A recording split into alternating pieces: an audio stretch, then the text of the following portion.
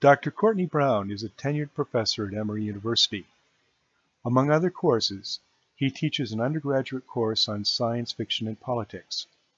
To understand political issues in the USA today, he draws on the rich content in science fiction novels, where characters have faced situations which may parallel exactly those real challenges that we are encountering now in current times.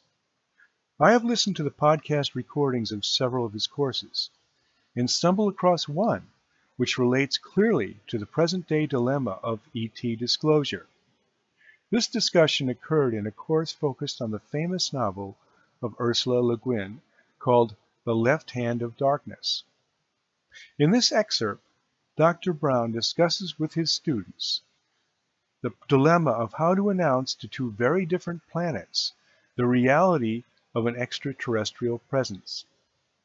The power structure on both planets does not want this to happen and prefers that the cover-up continues. Brown digs into the issues that are involved. What struck me was the fear. The intelligence organizations were both afraid of losing control when people find out they are not the only human-like creatures in the universe. Will the people still willingly follow leaders who have lied to them and covered up this very important reality? Perhaps not. The fear may be real. And in the novel it was such fear which delayed both societies from moving forward and joining the galactic community around them. Aren't these issues exactly the same ones we face today? Listen in and see if you agree. What was and it was a power game, you say. Let's talk a little bit about that. What was the society like that he was in? It was, it reminded me a lot of the U.S. or Britain. You just had, you had two major parties. You had the Open Trade Party, and then there was another one. And then you had the SARF, which was like the secret police, sort of. And then the intelligence people also. And then I didn't really understand this. Somehow there was like a coup or something, and they got into power. And then they had him exiled. They had him exiled, and so he went and he went to this penal colony. And then in the end, he helped. Well, it wasn't exactly a coup, but that the SARF people were placed almost everywhere. Yes. Now, remember what happened when Esteban was telling his friends in power, why don't you just be open and state publicly that this representative from the Ecumen of known worlds has arrived, and force the issue. Do you remember what his friend said who was in the government of Ogorin? I remember he counseled against it, because in the next chapter Esteban came and told him to do it, and then it was like some festival, and Genly kept going to people's houses trying to ask them what was going on. Yeah. But I don't remember what he said. Well, if you remember, his friend said, his friend in the government said that, what am I supposed to do? Stand on the street corner like a lunatic and say the extraterrestrials have come? We have someone from another world visiting here? Where are you going to get this public response? Where's the government going to do? And then the SARF, the intelligence people, were absolutely everywhere, but you didn't know where they were. They were everywhere, but you didn't know. That was the nature of the secret intelligence. You didn't know where they were. That's the whole nature of secret. Just like with this thing of reclassifying documents, the program of reclassifying wasn't even known. You don't even know who is a SARF agent and who's not a SARF agent, what they're doing. The nature of secrecy and everything. And so, when he said, what am I supposed to do? Then Esteban, if you recall, said, why don't you just send up a radio signal to signal the ship and have the large ship, the interstellar ship, come down? And does anyone remember what the response was there?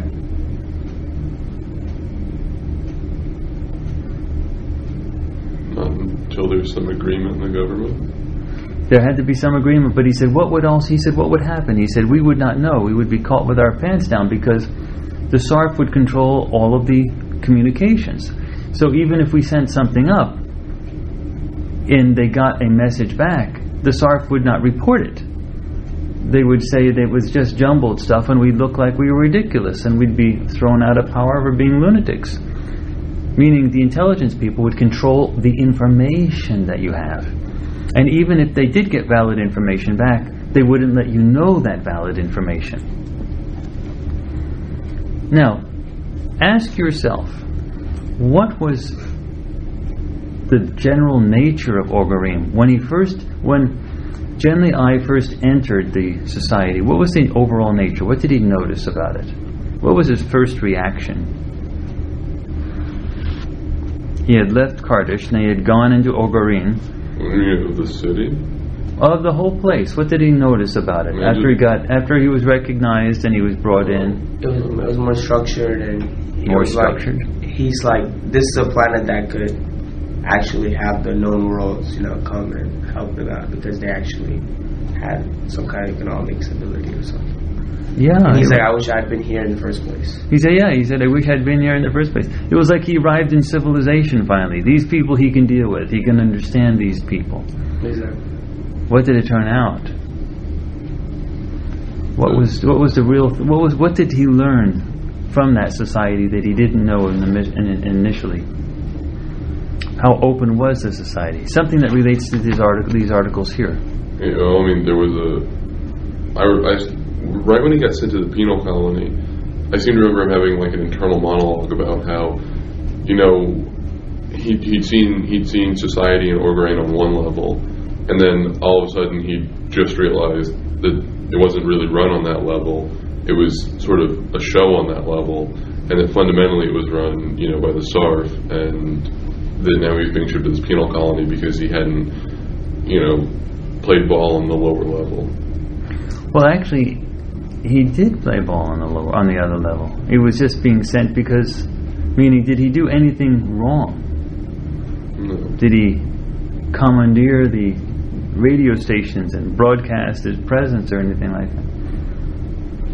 But he was definitely, you're absolutely correct, he was definitely sent to the penal colony in a SARF, that there was a two-sided, there was an open nature to the society, but that open nature involved what? What kind of meetings did he have? How far open did it actually get? Did anyone on the street recognize him? No. I remember he was talking about that too, that people in Karhide, they'd known him. They'd seen him on the street. They'd see him on the street and they'd say, oh, you're the representative from wherever. But in Ogarin, no one knew him.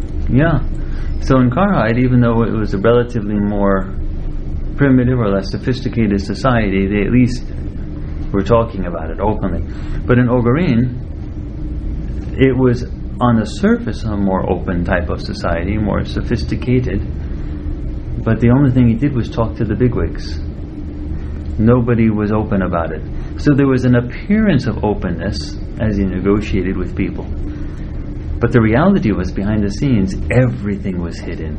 And I think it was kind of interesting that in the whole book, like the one place that he didn't have to worry about, I can't remember, Shifgrathor. Like the one place he didn't have to worry about that was in Ogarin. The one place that supposedly had the highest form of government, the highest form of civilization, was one place where there was no honor, where there was no, there was none of that. But then in Karhide, where it was less sophisticated, everything was based on honor. You had to do things that would increase your honor. And when he went in the end to the Kermlands where Estraven was from, it was still increasing his honor. And it was just like everything he did everywhere he went was based on like the Shifgrathor principle or whatever. And then everything he did when he was in Ogarin wasn't. It's a very interesting situation. He seemed to be able to speak more openly and more bluntly in Ogarin, which was part of the seductive quality of thinking it was more open. But in reality, it was much more dangerous because the things were happening that he couldn't see. that were much more deadly. So how would we compare it, the Ogarine thing, with this U.S. reclassifies many documents in secret review article? What's the connection here? What do we have? See, Ursula Le Guin, when she writes about a book, a social science fiction book, she doesn't want just to give us a window into a fantasy, but to give us a window into ourselves. So how do we relate what's happening with Ogarine with what's happening today in the New York Times with regard to the classification of the papers? I mean, it's all the same, you know. Information. Yeah. Go ahead. The control of information. That the intelligence agencies are deciding what we need to know, what we don't need to know. And the stuff they don't want us to know, they're just covering up. It's the control of information, and that the agencies themselves decide, you're right, of what we should know and what we shouldn't know. Go ahead. That's what I was just going to say, basically, that everything was hidden, and that's kind of sounding like there was a lot of stuff for many years that people didn't even know about, and now that it's coming out, it's kind of similar. Now that's a good point. Everything is being hidden. There's an interesting aspect to this article. What in particular was being hidden? What was the example of the article of the paper that was being hidden? The CIA report about Korea and China. What was the nature of that? Why should that be hidden? Something that dates back to 1950s. I mean, it sounds a lot like the revisionist history. I mean, you know, you don't want those things which would cast a bad light. I mean, it's like history is written by the winners. There's that saying that, and so, I mean, it's kind of like, well, if we can reclassify this, and for 7 years no one's even going to notice that we've been doing this. I mean, all the way since 1999, we've been doing this, we've been reclassifying, we've been hiding these things. It's kind of like no one can sort of point the finger at us for making a mistake back then, if we can get rid of all the documents that, say we thought otherwise. It's like a huge, cover-up, basically. And it's a very interesting cover-up. Who are they trying to protect? Meaning, the Korean War is long gone, and the people who were involved in the intelligence collecting are all at least retired, if not, in the grave. Go ahead. Their reputations. Whose reputation? What? Their own. Their own. The agency as a whole. Part of the CIA, one of the big things, I know this is kind of an odd example, but Tom Clancy in the Jack Ryan novels, Jack Ryan was a CIA analyst. That's what he did. And the reason that, he was always prominent in those novels was because he wrote amazing analyses of what was going on. And so, it's the same sort of, and if that's what that enterprise does, if that's what the CIA does, if they write analyses of what's going on in the world, then it would be the most natural thing in the world for them to not want people to see where they completely butchered it. And it wasn't even 3 years in advance they butchered it. It was 15 days before it happened. Yeah. They had no clue. So, it's sort of like a form of internal revisionist history. It's kind of like, we don't want these documents out there that people can see, we're not good at the only thing we're here to do. It's an interesting thing. There are agencies within the U.S. government that are, as you say, revising history for their own protection. So in reality, these documents that are being taken off the shelf, they had been lying innocuously there for a long time. What we're seeing here is internal control, you see. It's not like someone's actively using them and trying to prove a point, but it's internal control. Control of one source of information from other people that could be either in another area of the government or another sector of society. Internal control. And the same thing kind of happens in the novel. With the SARF, they are the internal control for the government. And it wasn't even that Genlei had done something that would make them think that he was, precipitously leaping towards, bringing down his ship. In fact, the last thing they knew, he'd been warned not to. And so it was just kind of like they came to the realization that he could really damage their control of, Orgrain. And in the end, you see that he does. When the ship comes down, there's a little paragraph in about how the SARF and Orgarain lose control of the government and begin receding into the background because they can't. The Hishikmi down was the end of their reign. That's an interesting point, a very interesting point. The idea is that internal control is sometimes more important. Actually, the norm is internal control apparently is more important than the overall goal of governing the society. So if you were to look at this declassification of U.S. documents, what would be the overall goal?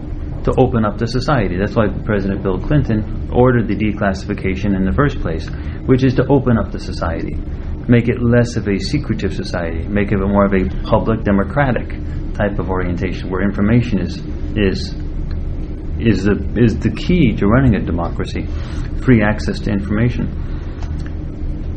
But that's not how the agencies themselves operate, and that they can operate in their own with their own internal logic. With the left hand of darkness in Orgarain, we have the exact same type of thing happening. We have people controlling the government by controlling the information that other people have.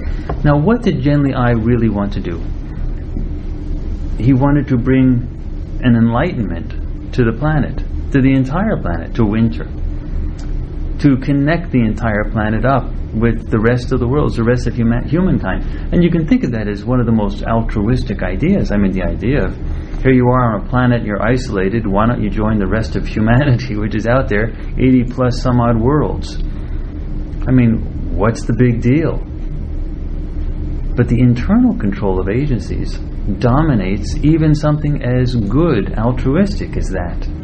And they weren't threatening military invasion, they were just threatening communication. Why don't we just open up communication, lines of communication, we'll give you technology, we'll do other things. It was that internal control. Power, ultimately, from Ursula Le Guin's point of view in Left Hand of Darkness, internally controlled is more of the dominant element than the idea of enlightening the society. Well, I think that's kind of an important thing. I mean, I think that I can't remember the name of the psychologist, but there's a psychological principle that people who have an internal locus of control who believe that events in their lives are controlled or are within their power to control live much more satisfied lives than people who believe in an external locus of control and believe that no matter what they do, fate is going to knock them down, or someone will take away what they just got, or all kinds of things. And done experiments to prove that on rats. And if rats believe they don't have control, then they just become listless and depressed and won't do anything. And I mean, I think the same kind of thing applies on the larger scale to governments. I mean, if a government doesn't believe that they have the power to regulate governmental functions, they're not really a government. So I mean, I agree that the SARF is more internal control than one would ever wish on a society, but at the same time, you can't underestimate the importance of some form of internal control. That's an interesting thing. You damned if you have it and damned if you don't have it. You have to have it, but once you have it, you're in a situation where it's controlling you. Well, it's one of those things that needs controls on it. I mean, it's one of those things where when it's too small, it naturally wants to grow. I mean, if you don't have enough internal control, you're going to want to start controlling some things to make your society more stable. Well, at some point, your society is going to become stable, and that's the point where you want to cut that off, because otherwise, you're going to have whatever entity is regulating your internal control. That entity is going to say, well, life got a lot better when we sort of stabilized at this level, but now, if we controlled some other things over here and over here, we can just keep moving onward, and all of a sudden they control everything, and for them it's great, and for the people who are being controlled, it's not so good. What does Ursula Le Guin say in The Left Hand of Darkness with regard to the ability of humans to seize back their level of control? It's possible, but only under extraordinary circumstances. Well, did it happen in Orgarain? Eventually, but only with the coming of the Ecumen. Only with the coming of the landing of the ship. Yeah. What about Kardish or Karhide? Did it happen there?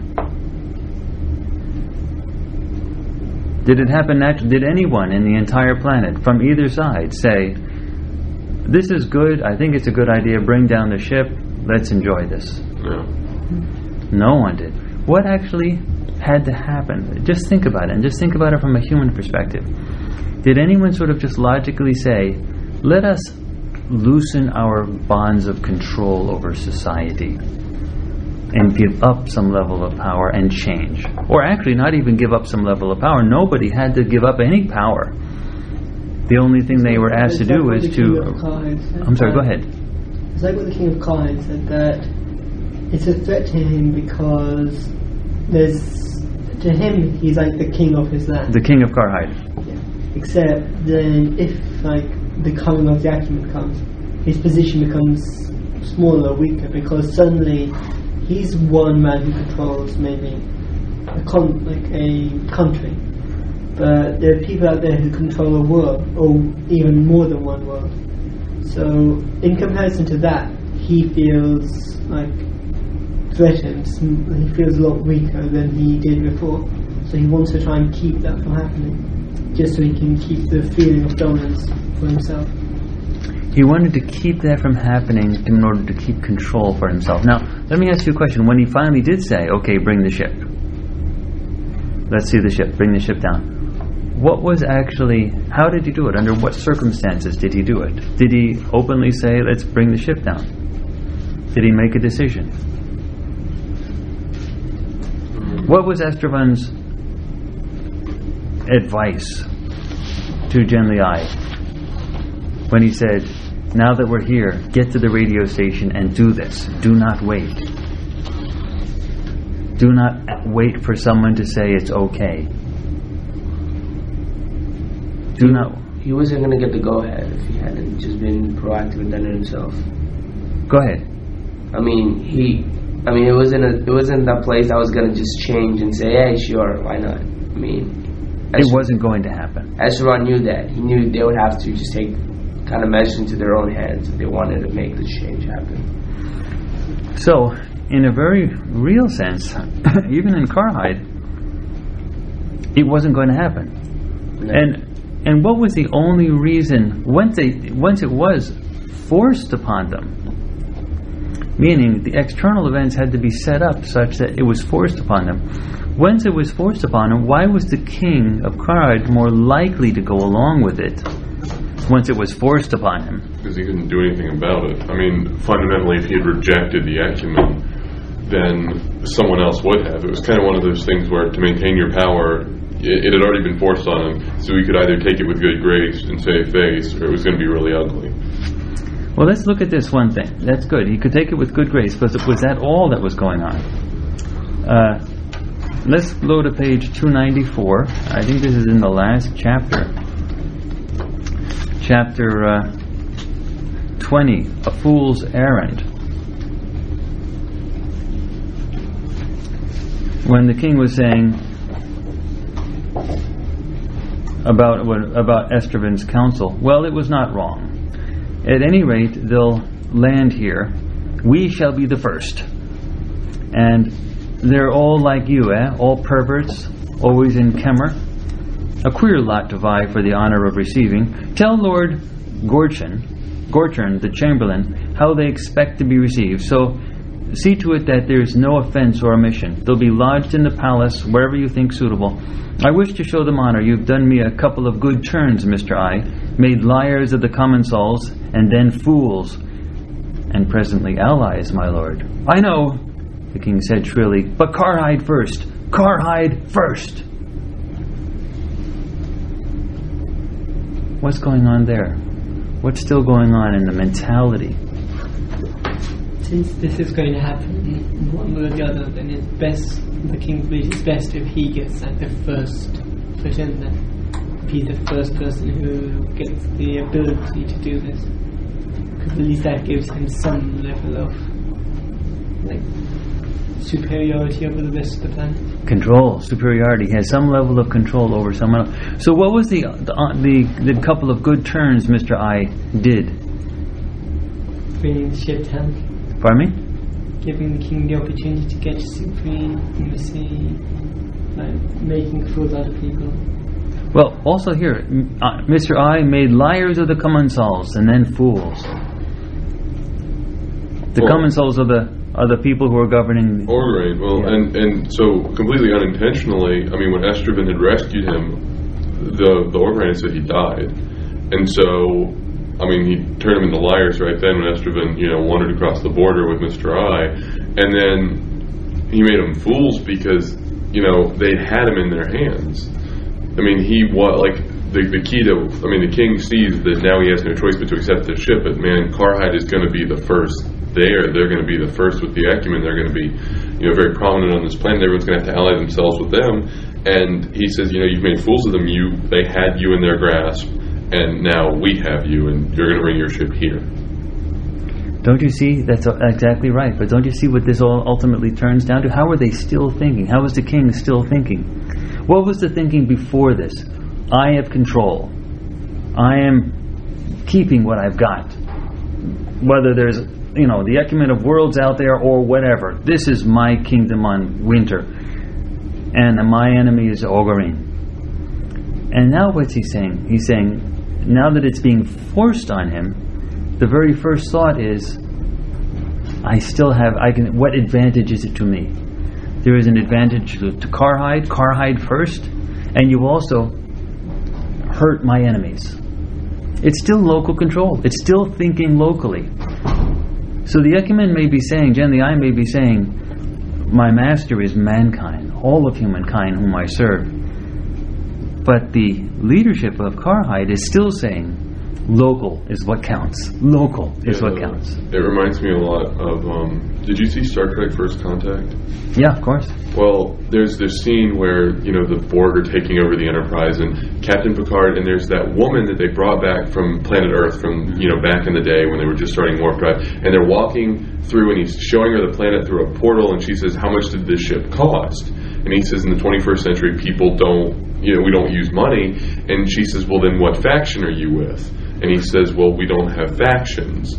And it reminds me a lot of this, that, at some point, everyone seems to think that we're going to evolve past factions and past groups and past, money and everything. But there's always, even when faced with that, people still, return to their, at least in this book, they return to their, we have to think about the factions here. We can't, we can't move beyond that to the, greater scale of things.